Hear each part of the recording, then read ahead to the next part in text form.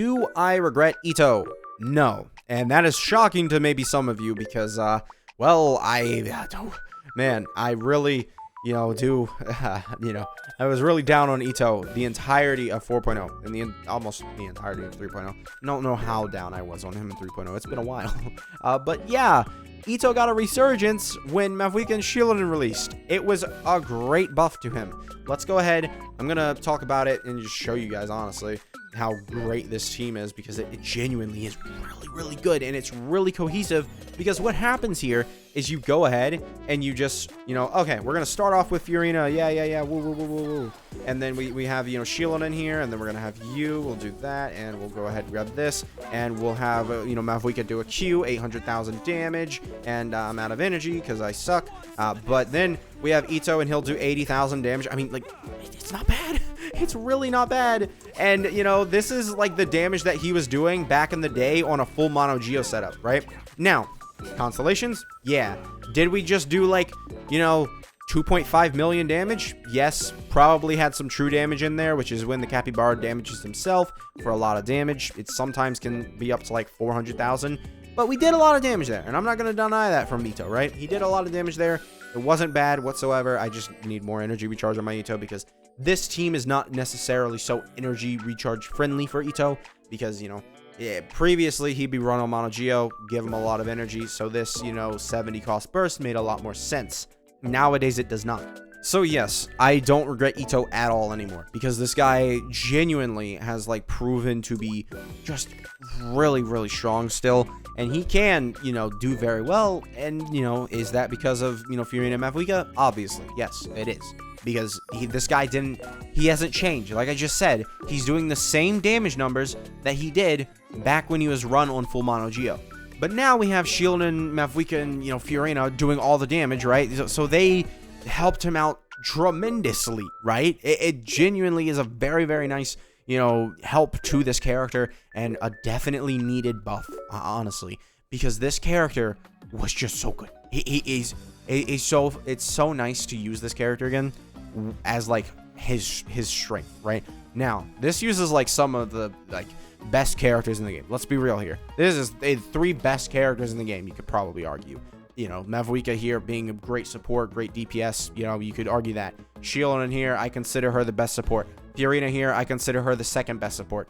We can't argue that it's not using, insanely expensive characters and, characters in high demand. But if you know me, I don't care. I'll run the character on their best team. I'll just run, the old, Nevi team or something. I'll run a Nevi team where I don't run, Fiorina. It's not that big of a deal. So, honestly, there's not much else to it. This character, for a long time, was really, really, like, I could never, ever recommend anybody go get this guy.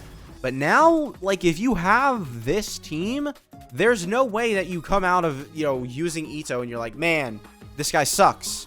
Because if you say that, then these characters, you have to have some pretty bad builds on your characters in order to call this team bad, because these 3 characters alone make almost an entire team. It just doesn't, you guys can't.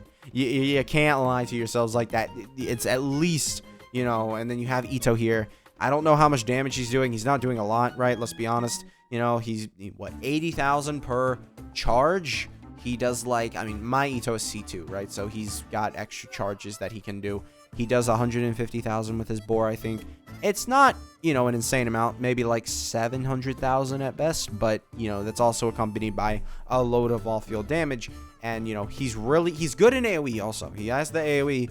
Is that important nowadays? Probably not. Like, honestly, the chances that we actually end up using him in AoE, it's so low. It is so low.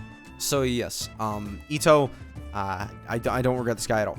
There's not much else for me to say. I genuinely, he's good now. And that is something that I was we gotta talk about the Itto videos that I've made, because I definitely know, did Itto make a comeback? So I was like, could Itto become S tier soon? Obviously, it was a little over exaggerated. Obviously, oh yeah. September 1st, 2024. Itto and Goro is just bad. Yeah. This might be a duo team. And then May 4th, 2024. just buff Itto already. March 18th, 2024, Itto needs a buff. You know, and March 12th is, should you summon? Do I regret summoning for Itto? Hold on. We gotta listen to this. Okay, you guys will be able to hear this. This is from the, you know, old video that I did when I, you know, talked about Itto in 4.0.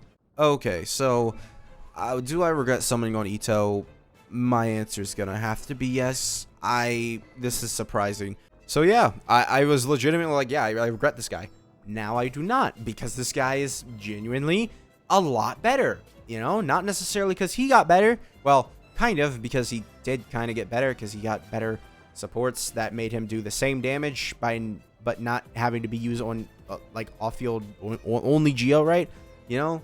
So yeah, Itto has changed a lot now since Natlin, and it was a much needed buff, because this guy really was, it was the only 2.0 character, right? He was the only, well, Yoimiya. Yoimiya is next. Yoimiya is next. She is factually next. That we need her to become like catch up from 3.0. Like, if you don't know, I believe that every single that now with Ayaka, right? Assuming Ayaka, you know, gets a really nice buff, which I imagine she will. You know, it'll be sort of similar situation to Itto, honestly. I think Yoimiya would have been the last character, or will be the last character, that has not gotten an update to be good again past 3.0. I think that'll be the last character from the 2.0 series update, because Shinha is gonna technically just be grandfathered into being good again, because she'll be cryo, and that'll support Miss Coffee's passive, which is probably gonna be very, very good. We'll see. But yeah, that's one part. And then, you know, we have Yamiko. She got good with Dendro, so that wasn't really an issue.